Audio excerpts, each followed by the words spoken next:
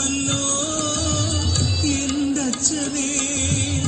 ചവിട്ടിയടച്ചയോ കൺമുമ്പിലാ ആനച്ചന്തം മേളച്ചന്തം പൂയക്കാലം ഉത്സവക്കാലം അതേതുപോലെ നീങ്ങുന്നു കൊമ്പന്മാർ കണ്ണിനും കാതിനും ആനന്ദമായി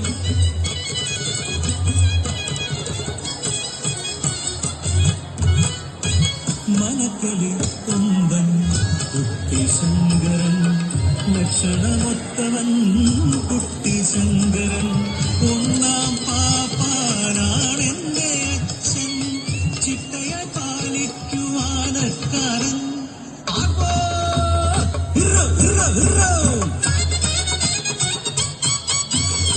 ഉത്സവകാലമായി നാട്ടിലെങ്ങും ആരവമായി ആനന്ദമായി തെക്കും വടക്കും കിഴക്കും പടിഞ്ഞാറും ദേശങ്ങളായി ആഘോഷമായി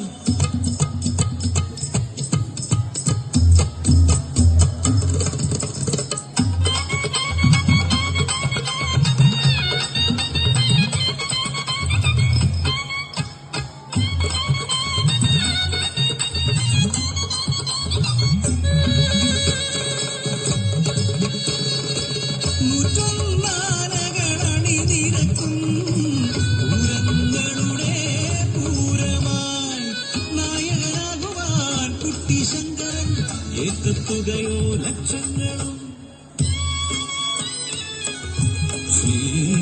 ക്ഷീണിതനായി കൊമ്പനന്നേരം മതപ്പാടിൻ ലക്ഷണവും കരഞ്ഞു പറഞ്ഞച്ചൻ തമ്പുരാനോട് എഴുന്നള്ളിപ്പിക്കല്ലേ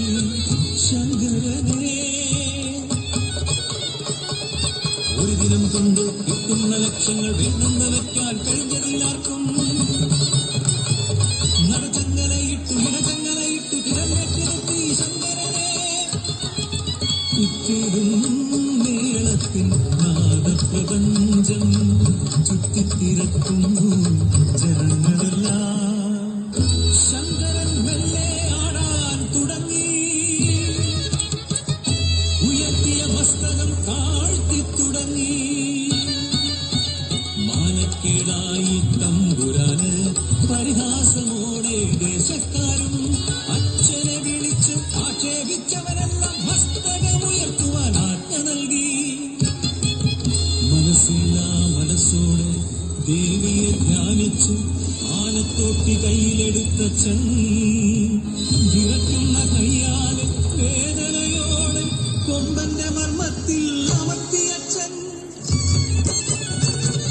വേദനയോടെ അലറിത്തിരിഞ്ഞു സത്യന്റെ പുത്രൻ രൗദ്രനായി മതം പൊട്ടിച്ച് അങ്ങനെ പൊട്ടിച്ചെറിഞ്ഞ് ഭാര്യയെടുത്തു നിലത്തടിച്ച് ക്രൂരമായി ചവിട്ടിയരച്ചെന്റെ അച്ഛനെ